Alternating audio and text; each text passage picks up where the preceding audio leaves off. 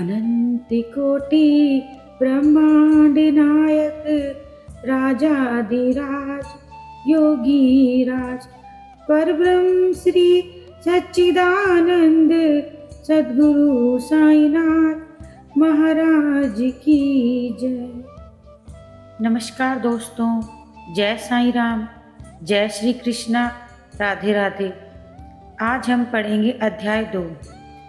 कल हमने पढ़ा था अध्याय 1 में किस प्रकार बाबा ने हैजे की बीमारी को चक्की में आटा पीस कर गाँव के बाहर फिकवा कर बीमारी को सदैव के लिए दूर किया। आज हम पढ़ेंगे साईं सच्चरित्र लिखने का ध्येय।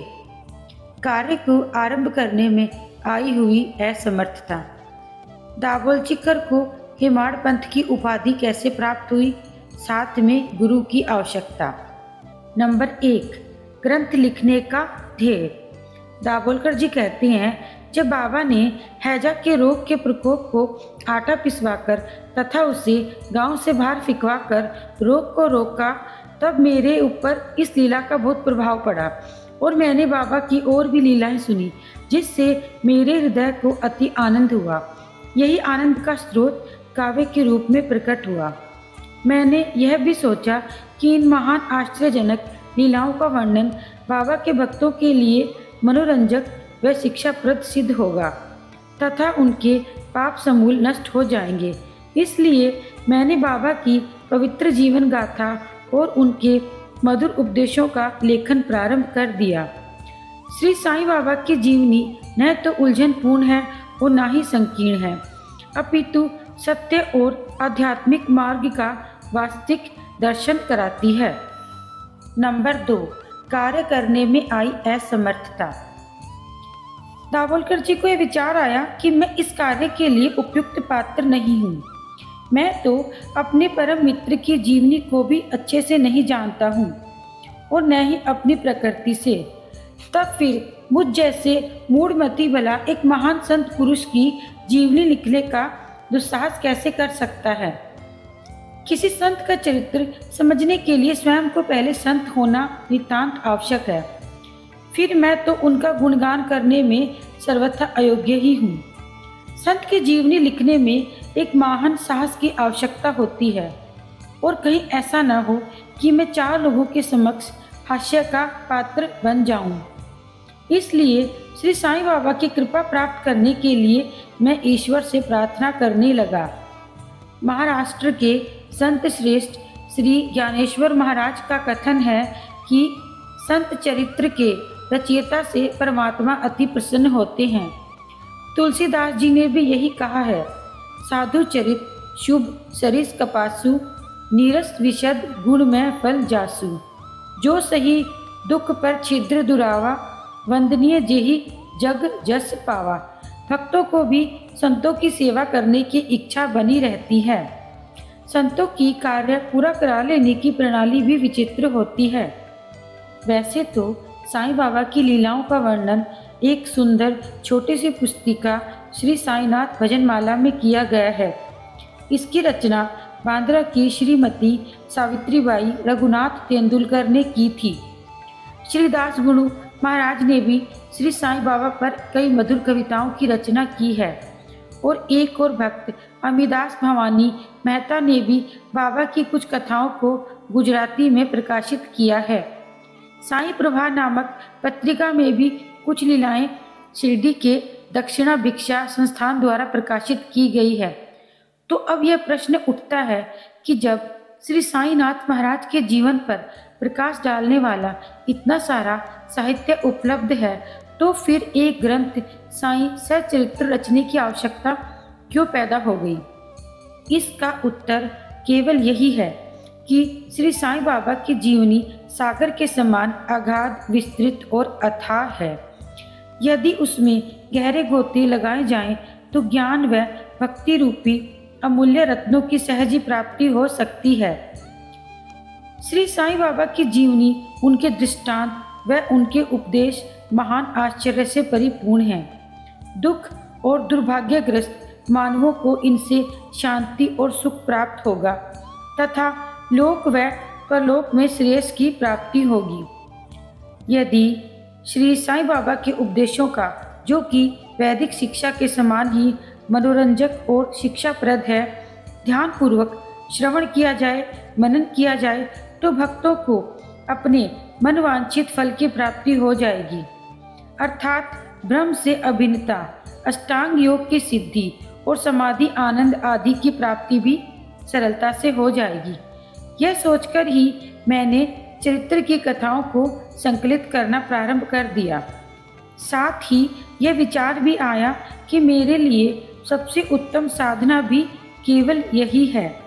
जो भोले भाले प्राणी श्री साईं बाबा के दर्शनों से अपने नेत्र सफल करने के सौभाग्य से वंचित रहे हैं, उन्हें यह चरित्र अति आनंददायक प्रतीत होगा।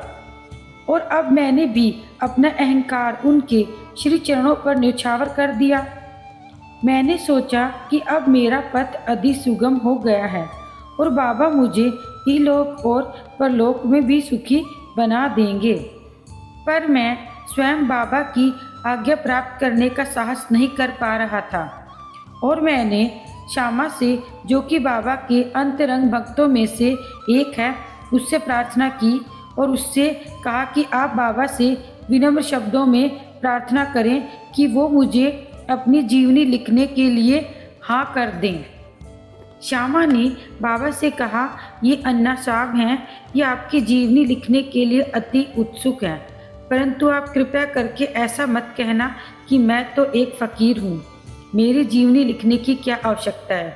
आपकी केवल कृपा और अनुमति से ही ये लिख सकेंगे और आपके श्री चरणों का पुण्य प्रताप ही इस कार्य को सफल बना सकेगा। आपकी अनुमति तथा आशीर्वाद के अभाव में कोई भी कार्य सफल नहीं हो सकता। यह प्रार्थना सुनकर बाबा को उन पर दया आ गई। उन्होंने आश्वासन और उदी देकर अपना वरद हस्त दाभोलजीकर के मस्तक पर रखा और कहने लगे, इन्हें जीवनी और दृष्टांतों को एकत्रित कर लिपिबद्ध करने दो, मैं इनकी सहायता करूँगा। मैं स्वयं ही अपनी जीवनी लिखकर भक्तों की इच्छा पूर्ण करूँगा, परंतु इनको अपना अहंकार त्याग कर मेरी शरण में आना पड़ेगा। जो अपने जीवन में इस प्रकार आचरण करते हैं, उनकी मैं अत्यधिक सहायता करता हूँ। मेरी जीवन कथाओं की बात तो सहज है, मैं तो इन्हें घर बैठे अनेक प्रकार से सहायता पहुँचाता हूँ। जब इनका अहम पूर्णतः नष्ट हो जाएगा और खोजने पर भी नहीं मिलेगा, तब मैं इनके अंतःकरण में प्रकट होकर स्वयं ही अपनी जीवनी लिखूंगा। मेरे चरित्र और उपदेशों के श्रवण मात्र से ही भक्तों के हृदय में श्रद्धा जागृत हो जाएगी और वे सरलतापूर्वक आत्मानुभूति एवं परमानंद की प्राप्ति कर पाएंगे। साथ में बाबा ने ये भी कहा कि इस ग्रंथ में अपने मत का प्रतिपादन और दूसरों का खंडन ऐसी कुचेष्टा मत करना। नंबर 3, गर्मा गर्म बहस और दाभोलजीकर को हिमाड़ पंथ नाम कैसे प्राप्त हुआ। दाभोलकर जी बताते हैं कि काका साहेब दीक्षित व नाना साहेब चांदोरकर मेरे अति घनिष्ठ मित्रों में से एक थे। उन्होंने मुझे शिरडी जाकर श्री साईं बाबा के दर्शन करने के लिए कहा और मैंने उन्हें वचन दिया, परंतु कुछ न कुछ बाधा आ जाने के कारण मैं शिरडी नहीं जा पाता था। मेरे एक घनिष्ठ मित्र का पुत्र लोनावला में रोगग्रस्त हो गया। उन्होंने सभी संभव अधिभौतिक और आध्यात्मिक उपचार किए, परंतु सभी प्रयत्न निष्फल हुए और बुखार उतरने का नाम ही नहीं ले रहा था।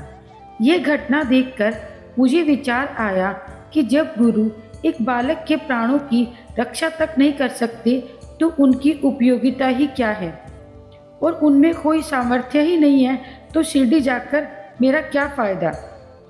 ऐसा सोचकर मैंने यात्रा स्थगित कर दी, परंतु जो होना होता है वह होकर ही रहता है।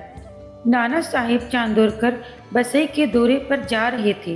वे ठाणा से दादर पहुँचे तथा बसई जाने वाली गाड़ी की प्रतीक्षा कर रहे थे। उसी समय बांद्रा लोकल वहां आ पहुंची और वे उसमें बैठकर सीधे मेरे पास आ गए और मुझे शिरडी की यात्रा स्थगित करने के लिए आड़े हाथ ले लिया। नाना साहब का तर्क मुझे उचित व सुखदायी प्रतीत हुआ, जिसके फलस्वरूप मैंने उसी रात को शिरडी जाने का निश्चय किया और सामान बांधकर शिरडी को प्रस्थान किया। शिरडी पहुंचते ही प्रथम दिन ही बाला साहेब तथा मेरे बीच में गुरु की आवश्यकता पर वाद विवाद छिड़ गया। मेरा मत था कि स्वतंत्रता त्याग कर पराधीन क्यों होना, जब कर्म करना ही पड़ता है तो गुरु की आवश्यकता ही क्या है। प्रत्येक को पूर्ण प्रयत्न कर स्वयं को आगे बढ़ाना चाहिए। गुरु शिष्य के लिए करता ही क्या है, वह तो सुख से निद्रा का आनंद लेता है। इस प्रकार मैंने स्वतंत्रता का पक्ष लिया और बाला साहिब ने प्रारब्ध का पक्ष लिया। उन्होंने कहा कि जो विधि लिखित है वह घटित होकर ही रहेगा। उसमें उच्च कोटि के महापुरुष भी असफल हो गए हैं। कहावत है कि मेरे मन कछु और है और विधाता के कछु और। फिर परामर्श युक्त शब्दों में वे बोले, भाई साहब, यह निरी विद्वता छोड़ दो, यह अहंकार तुम्हारी कुछ सहायता न कर सकेगा। इस प्रकार दोनों पक्षों के खंडन मंडन में लगभग 1 घंटा बीत गया और सदैव की भांति कोई निष्कर्ष भी नहीं निकला। इसलिए तंग और विवश होकर विवाद को स्थगित करना पड़ा। इसका परिणाम यह हुआ कि मेरी मानसिक शांति भंग हो गई और मुझे अनुभव हुआ कि यह घोर दैहिक बुद्धि और अहंकार न होते तो विवाद संभव ही नहीं था, परंतु यह अहंकार ही विवाद की जड़ है। और जब मैं मस्जिद गया तब बाबा ने काका साहिब को संबोधित करते हुए कहा कि साठेवाड़ा में क्या चल रहा था, किस विषय में विवाद था। और फिर मेरी तरफ देखते हुए बाबा बोले, इन हेमाड़ पंथ ने क्या कहा। यह शब्द सुनकर मुझे अधिक अचंभा हुआ। साठेवाड़ा और मस्जिद में बहुत अंतर था, परंतु सर्वज्ञ अंतर्यामी हुए बिना बाबा को विवाद का ज्ञान कैसे हो सकता है। मैं सोचने लगा कि बाबा हेमाड़ पंथ के नाम से मुझे क्यों बोल रहे हैं। यह तो हेमाद्री पंथ का अपभ्रंश है। हेमाद्री पंथ देवगिरी के यादव राजवंशी महाराजा महादेव और रामदेव के विख्यात मंत्री थे। वे उच्च कोटि के विद्वान, उत्तम प्रकृति और चतुर्वर्ग, चिंतामणि और राज प्रशस्ति जैसे उत्तम काव्यों के रचयिता थे।